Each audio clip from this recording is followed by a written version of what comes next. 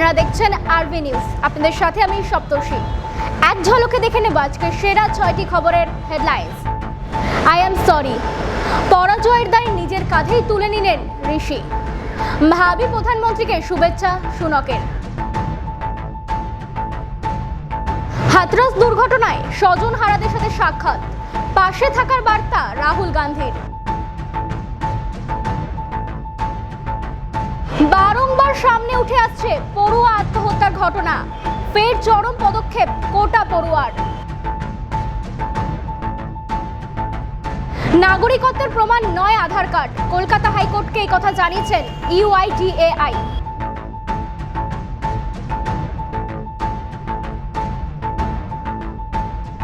কাঁধে হাত দিয়ে একসাথে ট্রফি তুলে সেলিব্রেশন বিরাট রোহিতদের, আবেগে ভাসছে ভক্তরা।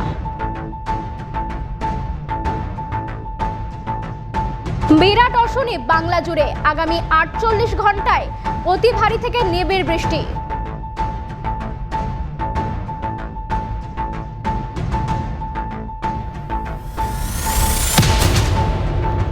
রাজার দেশে ঐতিহাসিক পট পরিবর্তন। ব্রিটেনের সাধারণ নির্বাচনে মানুষের রায়ে পরাজয়ের মুখে প্রধানমন্ত্রী ঋষি সুনকের সরকার। এখনো পর্যন্ত যা ইঙ্গিত তাতে 300টিরও বেশি আসন জিততে চলেছে বিরোধী লেবার পার্টি। সুনাকের কনজারভেটিভ পার্টি 61টিতে এগিয়ে রয়েছে। কার্যত হার স্পষ্ট হতেই পরাজয়ের দায় নিজের কাঁধে নিলেন ভারতীয় বংশোদ্ভূত ঋষি। এহেন ফলাফল সামনে আসার পরেই শোনা যাচ্ছে ব্রিটেনের প্রধানমন্ত্রী পদ থেকে যে কোনো মুহূর্তে পদত্যাগ করতে পারেন ঋষি সুনক। ক্ষমা চেয়ে এহেন ফলাফলের দায় নিজের কাঁধে নিয়ে তিনি জানিয়েছেন, সাধারণ নির্বাচন লেবার পার্টি এবার জিতছে। সে দেশের ভাবি প্রধানমন্ত্রী কিয়ার স্টারমারের সঙ্গে কথা হয়েছে, শান্তিপূর্ণভাবেই ক্ষমতা হস্তান্তর হবে। সব পক্ষের শুভেচ্ছা থাকবে বলে জানিয়েছেন ঋষি সুনক। সকালে হাথরস পৌঁছে গেলেন বিরোধী দলনেতা রাহুল গান্ধী। ধর্মীয় অনুষ্ঠানে পদপৃষ্ট হয়ে 121 জনের মৃত্যু হয়েছে, এখনো জখম বহু মানুষ। ঘটনায় পুলিশ প্রশাসনের ভূমিকা নিয়ে প্রশ্ন উঠছে। ঘটনায় প্রশ্নের মুখে যোগী সরকার। আর এর মধ্যেই হাথরস পৌঁছে গেলেন কংগ্রেস সাংসদ। সেখানে মৃতের পরিবারের সঙ্গে দেখা করার পাশাপাশি তাদের সঙ্গে কথা বলেন। রাহুল গান্ধীর হাথরস সফর ঘিরে একেবারে কড়া নিরাপত্তার ব্যবস্থা করা হয়েছে। স্থানীয় পুলিশ এবং CRPF মোতায়েন করা হয়েছে গ্রামে। শুক্রবার হাথরসে রাহুল গান্ধী 3টে পরিবারের সঙ্গে দেখা করবেন। সেই মতো আশা দেবীর স্বামী যুগ্নু, মুন্নি দেবীর স্বামী সুভাষ চাঁদ এবং ওমবতী শ্রী কিষান লালের পরিবারের সঙ্গে দেখা করবেন তিনি। হাথরস যাওয়ার আগে এদিন আলিগড়ের পিলখানায় রাহুল গান্ধী মৃত মঞ্জু দেবীর ছেলে পঙ্কজ এবং তার স্বামী ছোটেলালের সঙ্গে দেখা করেন। সব রকম ভাবে তাদের সাহায্যের আশ্বাস দিয়েছেন তিনি। মৃত্যুপুরী কোটা, ফের সামনে এলো এক পড়ুয়া আত্মহত্যার খবর। মৃত পড়ুয়ার নাম সন্দীপ কুমার কুর্মী, বিহারের নালন্দার বাসিন্দা 16 বছরের সন্দীপ। জানা গিয়েছে সন্দীপ গত 2 বছর ধরে কোটায় একটি কোচিং ইনস্টিটিউটে এর জন্য প্রস্তুতি নিচ্ছিলেন। মহাবীরনগর এলাকার একটি পিজিতে তিনি থাকতেন। বৃহস্পতিবার সকাল 7টার দিকে সন্দীপকে মৃত অবস্থায় দেখতে পায় তারই এক বন্ধু। চলতি বছরে এই নিয়ে এই ধরনের 13টি ঘটনা। পিজি তত্ত্বাবধায়ক ঘটনাটির খবর প্রথমে পুলিশকে দেয়।